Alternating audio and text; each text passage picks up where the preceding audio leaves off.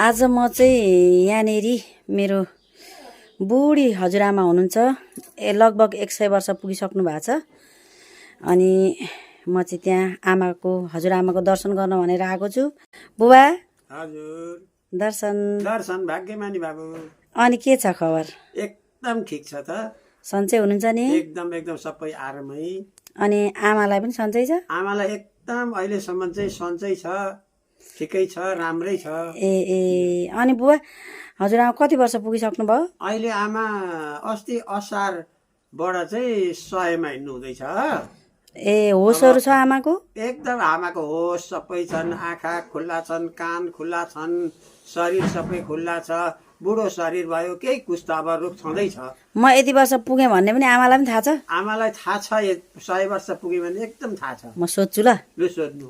आमा कति वर्ष पुग्नु भयो? 100 वर्ष। कहिलेबाट लाग्नु भयो? अस्ति असारबाट 100 वर्ष लाग्नु भयो। आमालाई होस रहेछ नि पुरै, होइन? अनि बुवा हजुरहरू कतिजना छोरा आमाको? हामी आमाको 4 भाइ छोरा। हजुर। 4 बहिनी आमाका 4 बहिनी छोरी। हजुर। 4 भाइ छोरा, 4 बहिनी छोरी हौ। हजुर। जेठी अब हामी 4 भाइमा अहिले 5 भाइ हौँ जम्मै छोरी। 5 भाइ थियौँ। हजुर। 5 भाइमा अहिले 3 भाइ मात्रै छौँ हामी।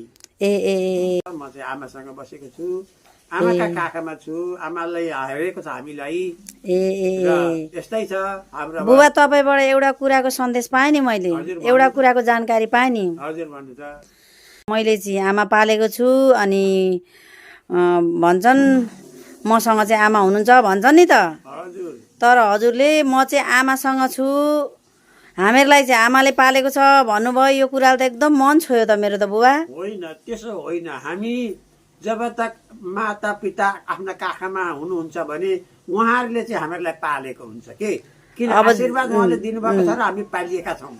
जहिलेबाट हातखुट्टा चल्न छोडेर सुते पनि जन्मेका दिनदेखि अहिलेसम्म कति वर्षसम्म त पाल्नु भएको थियो नि त सकुन्जेल त, होइन? पालेको थियो। अनि अब उहाँकै सृष्टिमा छौँ, होइन? उहाँकै सृष्टिमा, उहाँकै काखमा भएपछि हामीहरूले पालेको होइन। हजुर हजुर बुबा, आमाले नै हामीहरूलाई पाल्नु भएको, सब परिवारलाई। ल बुबा यो कुराले सबैमा पुगोस् र मैले आमा पालेको छु, बाउ पालेको छु भन्नेहरूलाई पनि यो कुराले अलिकति जानकारी पाउँछन् नि, पाउन्। आमा पालेको छु, बाउ पालेको छु, मैले मिठो मिठो खाना दिएको छु, मैले लाउन दिएको छु भन्ने होइन। त्यसो हुँदा के हुन्छ त भन्दाखेरि बुढाबुढीको मन दुख्छ। किनभने मसँग मेरो काखमा भएको छोरो छ भने अब छोराले मैले त कहाँ पालेको छ, मैले केही गर्नै सक्दिनँ। यस्तो पनि हो नि बुबा। अब जतिजना छोराछोरी भए पनि आमा बुवाले कहिले मैले यतिजना छोराछोरी पालेको छु भन्दैनन्। अनि जब एउटा बाउ आमा जोडी हुन्छन् त जोडी हुन्छन्। अब एकजना खस्नु भने एकजना हुन्छन्, कसैका सिङ्गल, कसैका बाउ आमै हुन्छन्, र पनि पालेको छु भनिन्छ हामीले अहिले आएर। तर त्यतिखेर 10-12 जना छोराछोरी हुँदा नि बाउ आमाले पालेको छु भनेनन्, होइन? र त बुवा यो कुराले एकदमै मन छोयो बुवा। सारा सबैलाई यो जानकारी नै हो। किनभने आमा बाबुका काखमा हामी छौँ भने आमा बाबाले पालेको हुन्छ। हो नि। अनि हामीहरूले पालेको हुँदैन। यो कुरा सबैलाई जानकारी नै होस् मेरा लागि। सारा संसारमा मेरो यो प्रश्न पुगोस् र हजुरहरूका सबैजनाका आशीर्वादले अहिलेसम्म मेरी आमा 100 वर्ष पुग्नु भइरहेछ। 100 वर्षसम्म म आमाका काखमा छु। अहिले आमाले मलाई हेरचाह गरिरहनु भएको छ। हो बुबा, ल एकदम खुसी लाग्यो। आमा यसो हिँड्न ओर्न चाहिँ सक्नुहुन्न? हिँडिँदैन? कहिलेबाट आमा? कति भयो सुतेको? 1 वर्ष भयो। अनि सुन्न ओर्न त पुरै सुन्न, बोल्न त गर्नु हुँदो रहेछ नि? बोल्दैछु कोही बेला नपकिन्छ, जिब्रो कोही बेला आउँछ। त्यस्तै हो नि आमा, त्यस्तै हो नि। 100 वर्ष पुगे कि हजुरआमाको दर्शन गर्न, आशीर्वाद माग्न र गफ गर्न आइपुगेँ म। धेरै मलाई आफैलाई पनि एकदम भाग्यशाली ठान्दै म यो भिडियो पनि बनाइरहेको छु। र मेरो सबै फेसबुक मित्रहरू र मेरा आफन्तजनहरूमा पनि बुढी भएकी आमाको दर्शन गर्नु होला। र बुबाले भनेका बाणीहरू पनि एकदम मन छुने खालका छन् र मलाई एकदम धेरै खुसी पनि लाग्यो। अनि बुबा हाम्रो घरतिर यसो घुम्न पनि आउनुहुन्न नि तपाईँहरू त? अब यस्तै छ मेरो परिस्थिति। टाढा बस्नुपर्छ तपाईँहरू। हजुर अब आमा यस्तै हुनुहुन्छ मेरा, हजुर मैले छोडेर हिँड्नु त अब भरे राति के हो। हजुर जब आइपरेका दिन चाहिँ हजुर। छोडेर हिँड्यो भने त्यस्तो बिग्रा हुन्छ हो नि बुबा हो नि। भनेको छ। तर भाग्यवश होइन, हजुर म अहिले आमा छोडेर हिँड्ने मेरो अवस्थित छैन, काहीँ पनि अवस्थै छैन। त्यस कारणले गर्दा आमाकै बसिरहेछु, काखमा बसिरहेछु, हेरचाह गर्छु। बुढी भएकी आमाको आशीर्वाद लागोस्, कुनै पनि बुढाबुढीको छसक्कै चित्त दुखाउनु कहिल्यै नपरोस् होइन। ल आमा, अनि अहिलेसम्म भान्साहरू के हामीलाई नि पकाएको खानुहुन्छ? जस्तो हामी 11 जनाको जन छौँ, त्यही भान्सा आमालाई खानु हुँदैछ। त्यही हो यो छ। ए मसहरू पर्दैन। गोला लाग्दैन कि बेला लाग्दैन, गोला लागेको छैन। र त आमा एकदम खुसी लाग्यो। खास गरी आज आमाकै दर्शन गर्न आएका हामीहरू बुबासँग त बरु फोनबाट बोलिन्छ बेला बेला होइन। आमाकै दर्शन गर्न आएका खुसी लाग्यो। यी मेरी पनि हजुरआमा यति बुढी भइसक्नु भयो। यी मेरी पनि मावलकी हजुरआमा यति बुढी भइसक्नु भयो। अब 90 वर्ष पुग्न 2 वर्ष बाँकी छ। 84को पूजा लागेकै 5-6 वर्ष भइसक्यो। र पनि अब अझैसम्म यसो यताउता मन गर्नुभयो भने, यसो यताउता साथी दियो भने यताउता आफूलाई जान मुला ठाउँमा लिएर जान पुग्न भेट गर्न सक्दै हुनुहुन्छ। अब चाहिँ बेला बेला गनगन गर्नुहुन्छ, अब त हिँड्न सक्दिनँ होला भन्नुहुन्छ। अनि अब त्यस्तै कुराहरू गर्नुहुन्छ, बेला बेला चित्त दुखाउनुहुन्छ आफै नि त। अब बुढेसकालसम्म बाँच्यो भने घरका मान्छेलाई उगटिन्छ होला, हिँड्न सकिँदैन होला, दुःख पाइन्छ होला भन्नुहुन्छ। अब त्यस्ता कुराले दुःख मानेर नि भएन नि त। अब आमालाई पनि त, यता आमालाई पनि त अब हर कुनै मान्छेलाई रहर हुँदैन नि। अब कति हिँड्न मन लाग्छ, सकिँदैन, के गर्ने होइन। त्यस्तै बुबा एकदम खुसी लाग्यो। अब कहिले काहीँ भेटघाट गर्दै गर्नुपर्छ। अब म चाहिँ यता पूर्वतिर आएँ भने आमाको दर्शन गर्न आउँछु। एउटा सानो भजन 2 शब्दको मैले यसमा गरेँ, सबैजनाले सुनिदिनु होला। मेरी आमा हुनुहुन्छ। घरै तीर्थ बनाउँछु म त तीर्थ जान सक्दिन, घरै तीर्थ बनाउँछु म त तीर्थ जान सक्दिन। सन्देश यो छ। आफैले बनाएको भजन हो। ओहो बुवा, भजन एउटा त्यसमा पनि अझै जोड्दै, ससुरालाई वासुदेव, सासुलाई यमुना, ससुरालाई वासुदेव, सासुलाई यमुना, पति देवलाई श्री कृष्ण मान्छु म त तीर्थ जान सक्दिन। चारै धाम घरमा हुनुहुन्छ मेरी आमा, म त तीर्थ जान सक्दिन। धन्यवाद मेरो बुबा। अनि आमा कहाँ पो जानुभयो? आमा यता उ त्यो बाहिर छ। आमा हजुर आउनु न, यहाँ तपाईँलाई नि म के सोध्छु त हौ। बुढी भएकी सासु स्याहार्न कस्तो हुँदो रहेछ त। आमा आउनु त। ल म आउँदैछु नानी, ल आउँदैछु। अनि आमा हजुर सन्चै हुनुहुन्छ? सन्चै। अनि यताउता हिँड्न काहीँ हिँड्न पनि पाइँदैन आमालाई छोडेर है? आमा अब आमा हुन्जेल त कहाँ हिँड्नु र नानी, अब सेवा गर्नु पर्यो आमाको।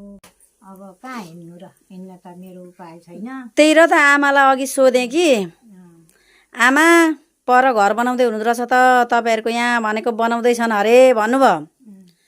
अनि अब उता जाने भनेको, खोइ अब आफू त हिँड्न सकिँदैन। अब यी छोरा बुहारी जहाँ जान्छन् म त त्यहीँ जान्छु, त्यहीँ लान्छन् होला नि मलाई भन्नुभयो। यो बुहारीलाई मैले अहिलेसम्म छोडेको छैन र म मरुन्जेल पनि छोड्दिनँ भन्नुभयो यी छोरा बुहारी भन्नुभयो। अनि किन आमा भनेको, त्यहाँ अलिक परतिर गाउँकै चिन्जान भएकै मान्छे बे गरेको, रातभरि पढेर बिहान ल्याएको भित्र्याएको यो बुहारी, र यही बुहारीसँग छु अहिलेसम्म दुःख सुख, यही बुहारीसँग बिताइरहेछु आमा भन्नुभयो नि अघि, भन्नुभयो नि। अनि रातभरि पढेर बिहानखेरि ल्याएर भित्र्याएको भन्नुभयो नि। त्यो भनेको बुहारी यी नै हुन्, उहाँ नै हुनुहुन्छ? ए म त अघि तपाईँले भन्नुभएको बुहारी अरू बुहारी हुन् कि भन्थे। यता कुन बुहारी? जेठी बुहारी?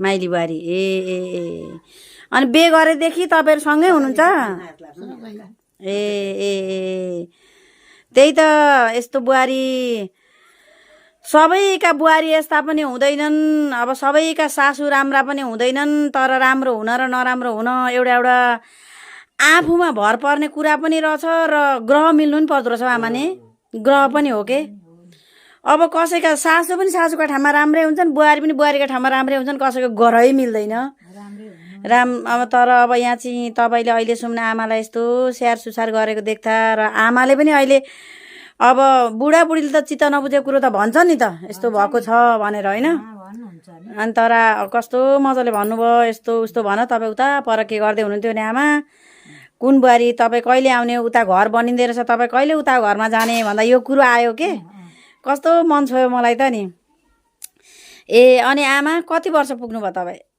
म त थुप्रै पुगेँ नि हौ 18 सालकी हुँ कति वर्षमा बे गर्नुभएको 15 पुगेकै मङ्सिरमै गरेको हजुरआमालाई स्याहारिरहनु भएको छ जे होस् स्याहार्न के अघि बुवाले भने जस्तो आमासँगै छु भने जस्तै आमासँगै छु आमा छोडेको छैन ए र त दुःख सुख जहाँ बसी हिँडे पनि जहाँ भए पनि लाँदै घिस्याउँदै हिँड्दै होइन आजसम्म आमाको सेवा गरिराखेको छु अब के गर्नु माइतसम्म पनि नगइकन साँच्चै भनौँ भने आमाकै सेवामा छु म पनि हो नि अब के गर्नु होइन मन रुन्छ हो नि अब रुवाउनु भनेको कुरा साह्रै नराम्रो बाहिर लानुपर्छ के गर्नुपर्छ होइन आँसु चाहिँ नआउन् भनेर म पनि बेला त कराउँछु कराउनु नि पर्छ पर्यो नि बेला त कराउँछु पर्यो यसो गर्नुपर्छ त्यसो गर्नुपर्छ भनेर अब उहाँका जिउले हरेस खाइरहेछ आफूले पनि त्यस्तै हरेस खाइदिँदा त मलाई पुर्याउन पनि त आपत पर्छ नि होइन